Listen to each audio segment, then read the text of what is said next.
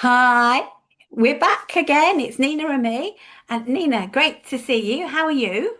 Oh, I am so well and so good to catch up with you again. Oh, and before we even get on to what we're going to discuss today, I'm going to have to tell you after our last session, which was about saying sorry, I realise how much I keep saying sorry. But it's to Greta Garbo, my little dog, bless her, because she's a dash hound and always at my feet. She's always at my feet. And it's like I kind of knock her and I'm like, oh, I'm so sorry. And then I've been busy painting out in my garden, all my furniture. And of course, she's under my feet and she's like going to get knocked. And I'm kind of like, whoa, got to move it. And then I'm sorry. And I thought, I've just got to say that because it just made me chuckle. Yeah, and it's really funny because that weekend I had several emails to write and I kept realizing I was writing, I'm starting with, I'm sorry about the delay. I'm sorry. And I realized I had to change the way I addressed it. Mm. Oh, So it did make me stop. So I'm really glad we discussed it. So there you go. yeah, you just don't realise, do you? It's Yeah. such an English thing to is apologise for even Yeah. just breathing when it comes to it. So yeah, it made me think as well. So Yeah. thank you for the So suggestion. So you brought up a subject to me.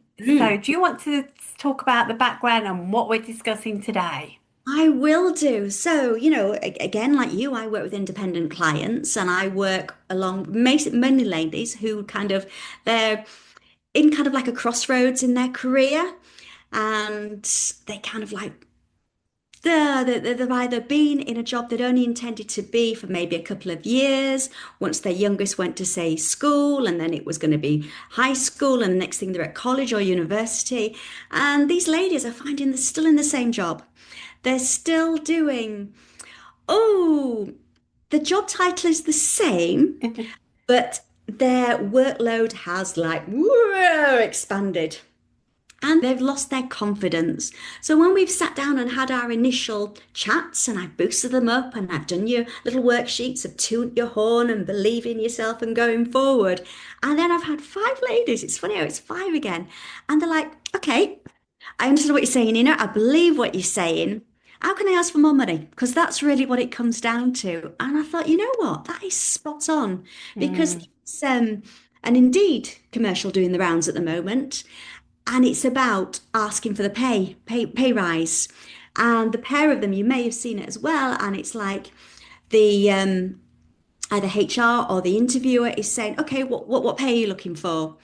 And the candidate is saying, no, you tell me. No, you tell me. Nobody wants to say it. And yet the only reason we are working is for the pay packet. it is. I always think, it's an interesting one you brought there about HR Yes, and the employer asking you what you're looking for. I think sometimes that's really not fair to the employee. I think they should be upfront, you know, talk about what their starting salary is and and how you're going to go up there, not leave people floundering thinking they've got to ask. exactly, because it's they know how much money they can offer. But they still want to get a deal. They still want to be able to go to their manager and say, "Oh, I got them cheaper. I got them this." Yeah, And yeah, absolutely, that's not that's fair. you're starting on a lie, and Yeah, you're not going to have a good working relationship with somebody. no, That's not all at all. And especially if that person is desperate for a role, then they're gonna take they're gonna probably underpitch themselves, and then don't you get that sense of feeling devalued and feeling like your heart's not in it because you've not got the right amount for what you're worth. exactly. And it's crazy because it's kind of like it's a fear of rejection. I think again, I keep saying it's an English thing, a British thing.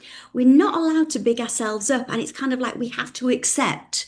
Oh, so you want that? It's as though you are sort of like so grateful because somebody's hired you. Not Yeah, the way round. They're hiring you because you've got what they need in their business going forward. And absolutely. it's kind of like a fear of rejection. Yeah. They don't want to come across as being greedy. Oh, I'm greedy. Oh, I'm scared to ask for the money. It feels too personal instead of being professional. Yeah. And it's like I said, it's a cultural conditioning. And I'd said it, is it to be taught from like very young or something like that? Don't rock the boat, don't upset somebody. Yeah. It's sad, isn't it? or be a people pleaser, like we talked about those inner voices, the other Okay. sessions. Yes. So again, oh, I've just got to please this employer. And I think it's a really difficult subject. But I think I would, before I go for an interview now, I Hmm. would sit down and just for me, list all my experience, list all the training I've done so I realise my worth Hmm. because that makes you in a better place to stand your ground and say what you think you're worth. You can then Exactly. negotiate, that's fine. Can do. Yeah, well and truly, and with all the modern technology out there, like we always talk about Chat GBT, and you've got Google, you've got everything on your phone. It's there at your hand. So if you sit down and you prepared beforehand, find out, the job you're going for, Google what is the salary? Yeah, it's up actually. What is Yeah, the average salary for that role? exactly. And then look at the job description, and you might go along and think, well, I can do that. Tick, tick, tick, tick. Oh, actually, I do more than that. I'm bringing more than that. So this is what you've got to offer for your negotiations. Actually, I'm worth X, Y, and Z, and this is my evidence. Yeah, absolutely. So that covers like if you're going for an interview. Hmm. But what about, you've been working there a while and you really feel like you need a pay rise. One, it's probably not even keeping up with the current state of affairs with food prices, inflation. We have in the UK certainly got a cost of living, and I'm sure it's in other countries as well. Got this cost of living issue. It's not going away anytime soon. Isn't. Now we know employers are also struggling. It's that balancing act, isn't it? It is, it is. Um, but so kind of what would you do in that circumstances if you go in to have that discussion and they say, no, I can't afford to give you a pay rise. What would you go back to them with? What I'd go back to them is, again, go back to basics. Go get your original job spec of when you applied for this job going forward. Write down everything, see what you could do. Go, like sort of like for and against, like do like an A4 sheet with a line down the middle, for and against, and start. And chances are you'll tick far more than you realize.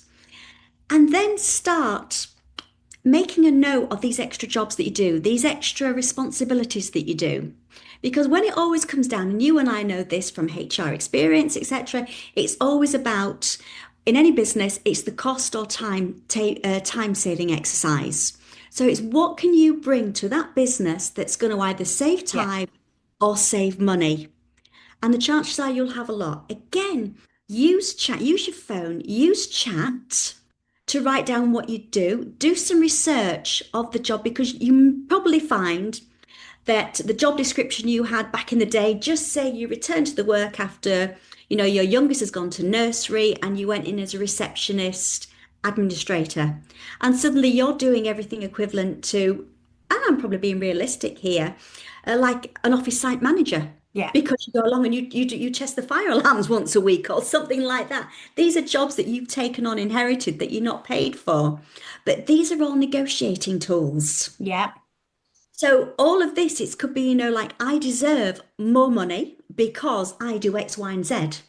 yeah. So I have your need evidence. Yeah, have your evidence ready. But also, but when you are doing it, don't go in like entitled, I'm entitled to X, Y, and yeah, yeah, I'm demanding, blah, blah, blah. You've got to be careful with your tone of language. Also, your timing. If they've suddenly had, I don't know, we've had the quality control in and everyone's up here, we'll be passed or whatever. Don't say to your manager, right, I want a meeting, blah, blah, blah, blah, because they're not going to be in the right frame of mind. They're not going to be able to think. So don't do it, say, Friday afternoon and maybe not Monday morning, maybe midweek. Or check out again your manager's diary, see what's going on, and yeah, send an email saying, again, plan something. If you're not very good at putting, say, letters together or emails, use ChatGPT for help, but always put in UK British English, please. Otherwise, you'll get some American or Japanese, whatever, in there.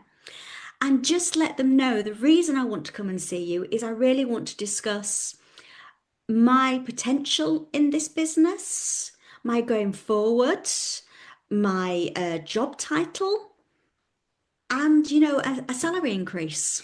And I like the fact that you picked that one out because one of the things I always say to the people that I mentor around difficult conversations is give a heads up to people because when somebody walks into a meeting and they haven't got a clue what it's about, you immediately put them on the back foot and they immediately go defensive. So if you forewarn somebody around what you're going to discuss, then they feel that they can prepare too. So you both go in prepared and you have a better conversation.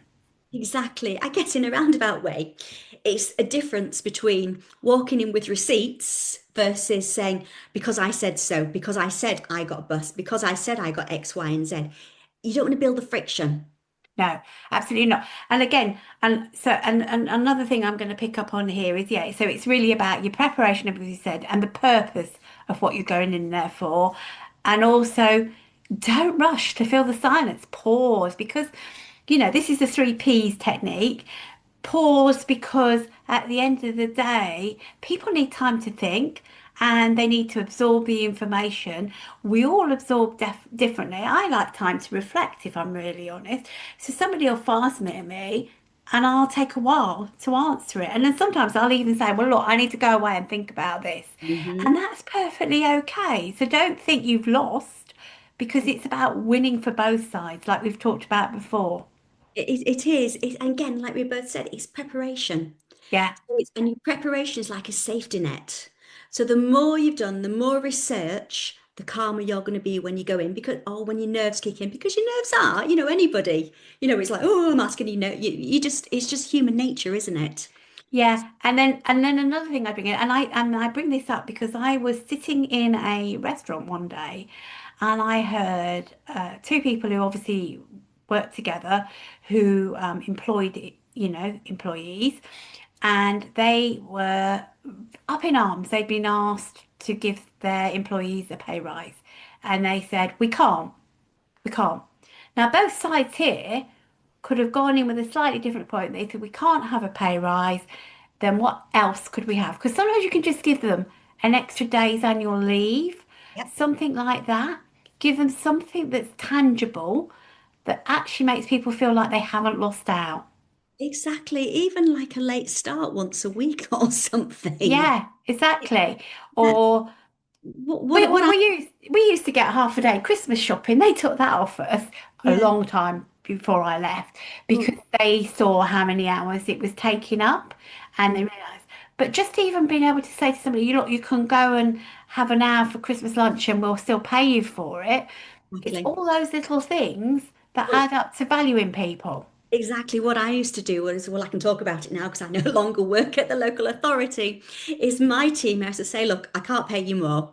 But it was like, you go off early. I'm not going to say anything. That's my equivalent to overtime. And I did that with all my team. Yeah. And, we had a great working relationship because of it. Yeah, because people feel valued and then they give too. So I used to quite often with employees, if they wanted to swap their days because they were got something on, or Mhm. can I have that day off? I'd say, yeah, no problem. And obviously you've got to look at the cover that you need. So we had a helpline. We had to make sure there was enough cover. But then when you had a problem and you didn't have enough, you could say to them, will you be able to come in? I know you work part time, but it's not one of your days, but will you come in? And they'd go, yeah, because they felt valued. Exactly, exactly. And I'm the same as you. So again, when somebody needed to leave, I'd cover the busy reception or I'd cover, the 24-hour call center Yeah, equivalent.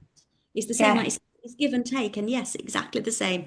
Well, yeah, I spoken about before one of my ladies, and she got she went up two pay scales in the year, and she'd actually got offered two jobs. Again, still within the council, and she said she felt guilty leaving me. She didn't want to let me down, and it was like, no, no, no, you go. This is what you've worked for. But again, because we had such an amazing working relationship, she didn't want to feel as though she betrayed me. So yeah, exactly. So I think, when you're going in, like you said, all the pointers that you've given are really valuable. So prepare, really, really prepare and have your evidence and really look at your worth before whatever you're going into. Understand it. It's really important, as you said.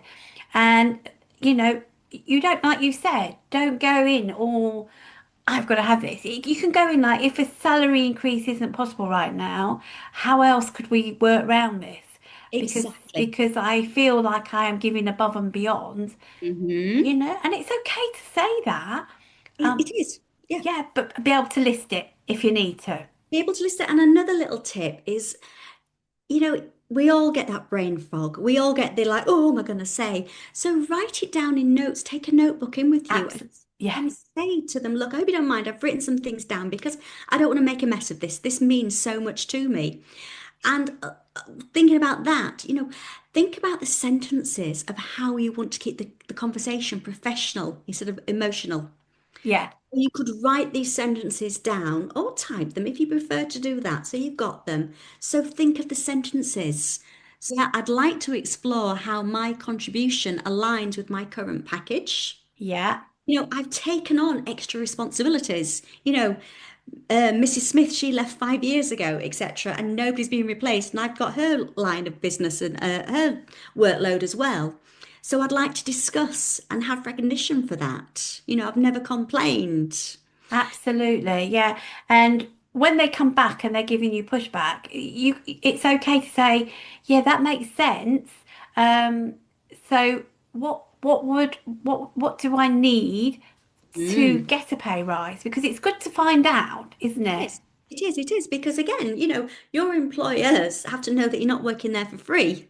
Yeah, As I always say in a lot of my posts, is remember that you work to live the life you choose, not live just to work, work, work for peanuts. absolutely. And actually, what we're seeing with the millennials now is Mm, that they want a work-life balance. And that's good. That is good because it's better for health, it and it is. means that when you get that right, perhaps if you couldn't give them a pay rise, you could look at something along that, something around giving them some time off to do some studying or something that just motivates them. Exactly. Well, maybe you could find out if there's some budget within the organization that will pay for some training for them. Pay for something that's actually certified that they can put on their CV. Because training courses are so expensive. Is there an evening school class they can go, for instance? Exactly. Will pay, even if they pay half of it, Yeah. it's something, isn't it? Yeah, it is, and it does work. I've had some people join my managers academy, Mm. and what's what's helped them is the fact that their employer will pay at least half of it.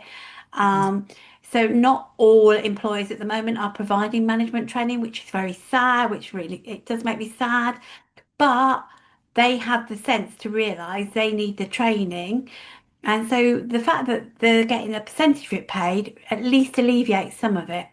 It does, it does. And again, it looks fantastic on their CV going forward. Mm, And exactly. also, and also with their employee or their manager, line manager, it shows how they're thinking outside the box. Look, you can't do it here, so I'm going to do it myself. However, can we negotiate going forward? Yeah. So do you think there's any other scenarios around pay rises we need to do or discuss? I would say the biggest one. So you've got yourself, I'd say, worked up, and we're trying to get away from being worked up. You've done the planning, you've done your research. Really the job that you're doing should be at maybe £5,000 more, or maybe even 10,000. You enjoy working there, so you've got everything prepared. You've done your letter to your manager, your email, you're about to go in. You've gone through everything, you're feeling cool, and fortunately, the manager says, I'm sorry, there is no money. Yeah. And what you've not to do is to think, right, I'm storming out. How dare you don't value me anymore. I'm going to hand my notice in, whatever. You have to have a backup plan. So when that happens, take a deep breath. Maybe just breathe, count to 10, think about it. Because you want to keep this relationship going forward. So Absolutely. this is where you want to start negotiating. Okay, what else can you offer me? Yeah. Yeah. And people usually freeze at that point and don't do that bit, do they? No, they don't. They don't. So And it's this like, is again, like we've talked about before, it's that win-win. So, okay, they can't do that, but what can they do instead? exactly. And It's therefore, then you don't walk away feeling deflated. upset, peeved. Yeah, right, I'm going to leave. I don't want to be here anymore. Yeah. Because if that's the case, you may want to move or move on to another a company, but you're not in the right frames mind. So even applying for jobs, it's going to come through that you're feeling bitter and angry because you're still carrying that. You've Yeah. also get to the stage where you are working, and you're gonna. have like an aura around you that's built up a negative. People are not going to want to be with you because you're feeling so angry and so used. So you've got to Yeah, prevent that from happening. absolutely.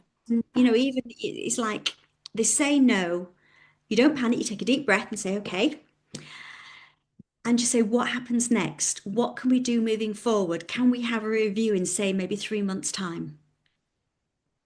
Can we have a chat? Can I go away and think what I want? Can you, as a company, go away and think what you can offer me going forward? How about that I can actually step up into, say, the next scale or a manager's position, whereas I'm shadowing somebody?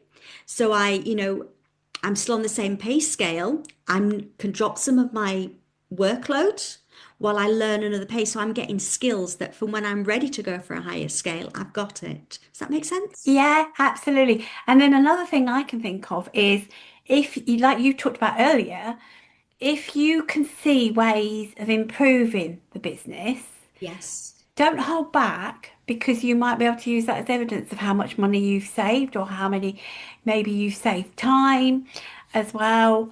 So you can then use that. And I remember working with an employer who um, had a lot of time going into stock control. It was being reviewed 3, 4 times in the cycle and it never matched up. So what they needed was an automated stock system control, Okay. which is where they moved to, and that was actually then going to save something like 10 hours a week from all the people. Well, that soon mounts up when you start thinking about it. Yes, it does. So one of your bargaining tools could really be, well, I've noticed this is going on and I think we could improve this and this will save time and try and work out before you go in what time's going to be saved or what money's going to be saved because that gives you another layer of evidence, doesn't it? It does, it does. And again, before you say leave the meeting, again, just like I say, you're not going to storm out. You want to keep this relationship going. But, let's ask for clarity. Okay, so what needs to happen? So it's going to be a yes, I am going to get the pay rise. Yeah, Agree a clear review date so it doesn't get forgotten because yeah, easily it can do. And some managers, because again, they don't want to go to their next manager or whoever or the owner of the company and say, I need more money. If they can forget it, they will do. So you want to make sure it's in both diaries. yeah, absolutely, which is really crucial. Exactly. And again, what you can say for the next meeting is, okay, we will explore alternatives, which is the training, the flexible hours, mentorship, job title change. Because again, sometimes a job title change makes someone feel a bit better, a bit more responsible, a bit appreciate is the word, not responsible. Yeah, yeah, definitely, Yeah. definitely. And then, Yeah, go on, yeah. sorry. I was just going to pick up on something you said earlier about when you walk out of that meeting and Hmm. you don't want to have destroyed that trust. And trust is built on credibility, reliability, and how well you connect. So you need to keep that in mind in this conversation. So going back to the things we've talked about before again, about you're in the meeting and your emotions are rising because you're not getting what you want, Yep. take some time, feel your fingers and breathe. Yes. Yeah. And then follow Nina's advice. Okay.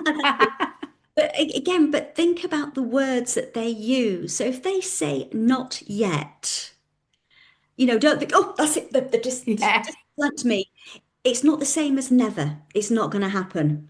So again, when you go back to reflect, what I'd say is you come out that meeting as it's clear in your head, maybe go into a private room and just write everything down. Or again, use your phone, do your voice notes as you remember everything, and then listen to it and write it up. And when you reread it or listen to it, you'll actually realize it wasn't no negative, it's not happening. We just need to see how we can do X, Y, and Z. Is that Absolutely. And I think that's a really important point. And also, when you do that reflection afterwards, acknowledge to yourself what went well and what could have Mhm. been even better. And I Exactly? use those words very carefully because we're so hard on ourselves most of the time.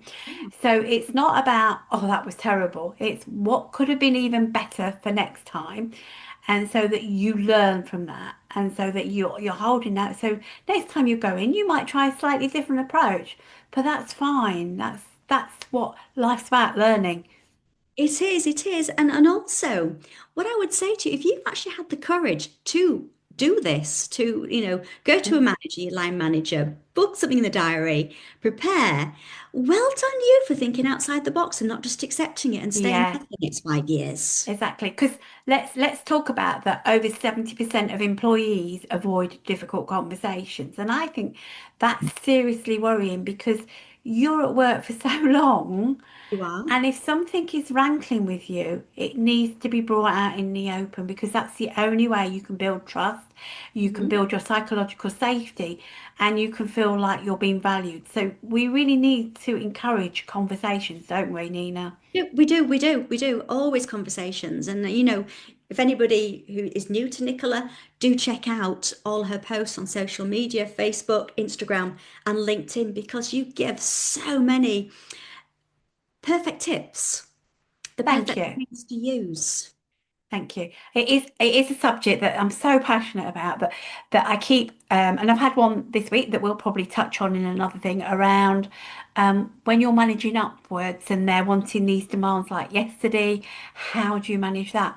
But so that's something I'm going to be doing a video on, so and we probably will talk about managing upwards in another Mm. session, won't we, Nina? We will do. We are covering. I'm enjoying these sessions. Yeah, That's really good. yeah. What are you So I thinking? kind of think we've got to a great place to stop till the next time. So you know where we both are if you want any support and help. And we look forward to seeing you next time. Bye for now. Goodbye. Thank you. Bye. Bye.